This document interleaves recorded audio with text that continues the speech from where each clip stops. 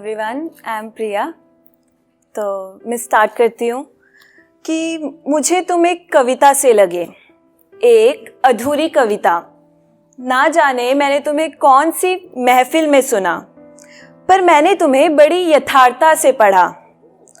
हाँ, मैंने तुम्हें दूर से जाना, पर यह भी सच है कि मैंने तुम्हें गौर से जाना। तो ऐसा होता है ना कि लड़के अपने इमोशंस जल्दी ज़ाया नहीं करते हैं। तो वही है कि मैंने तुम्हारा वो हिस्सा देखा जो तुम दुनिया से छिपाए रहते हो। मैंने तुम्हारी चेहरे की चमक के पीछे उन सूखे हुए आंसुओं को देखा। मैंने तुम्हारी आंखों की खामोशियों में कुछ सवालों को परखा। मैंने कोशिश करी तुम्हारी हथेलियों पर थमे उस संघर्ष को समझने की। मैंने तुम्हारी भारी आवाज में एक कोमल कंपन को महसूस किया। तुम मुझे दूसरों से कुछ अलग लगे थे। तुम मुझे बारिश नहीं बल्कि उसके साथ आई वो गीली मिट्टी की खुशबू लगे थे।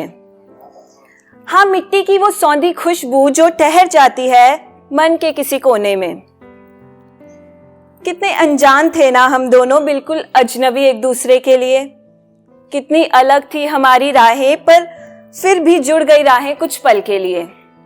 अब मिलन की बात करूंगी कि इत्तेफाक और मिलन शायद कभी कभी सरल होते हैं। जैसे चाय में चीनी घुलती है, पेड़ों से छाया मिलती है। कुछ कविताएं हमेशा बहती रहती हैं तो कुछ हमेशा अधूरी रहती हैं। पर शायद ये रीति रिवाज, रस्में, नियति कभी कभी इतनी सरल नहीं होती, क्योंकि चीनी सिर्फ चाय में नहीं घुलती या पेड़ों से सिर्फ छाया नहीं मिलती। कुछ कविताएं बहते बहते कहानियां बन जाती हैं तो कुछ रह जाती हैं दिल के किसी कोने में। कितने बेबस थे ना हम दोनों, राहें जुड़ तो गई थी लेकिन सिर्फ जुदा होने के लिए। अतीत के धागों में उलझे तुम, बेतकल्लुफ सी बंदिशें तुम्हें नापसंद थी। बंदिशों से मतलब कमिटमेंट से डरते थे तुम, कि अतीत के धागों में उलझे तुम, बेतकल्लुफ से बंदिशें तुम्हें नापसंद थी। कर्तव्यों में बंधी मैं भविष्य की चिंता से पसीज रही थी। कहानी तो बताना चाहती हूं, पर समय की रंजिशों से बंधी हूं। इत्तेफाक की तो क्या खूब प्रशंसा कर रही हूं, पर रीति रिवाज की बेड़ियों से कोई बगावत नहीं। कितना अजीब था ना वो दृश्य कि अलविदा कहने में अब कोई कड़वाहट नहीं थी। अब बिछो की बात कर रही हूं कि कितना अजीब था वो दृश्य कि अलविदा कहने में कोई कड़वाहट नहीं थी।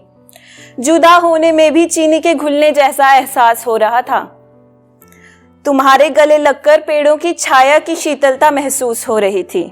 हाँ, अब इन आंसुओं से तुम्हें रोकूंगी नहीं। मैं तुम्हें आजाद कर रही हूं, बस दुआ करूंगी कि तुम्हारा जीवन हमेशा उस कविता की तरह बहता रहे और हृदय के एक कोने से मैं लिखती रहूंगी फिर एक अधूरी कविता।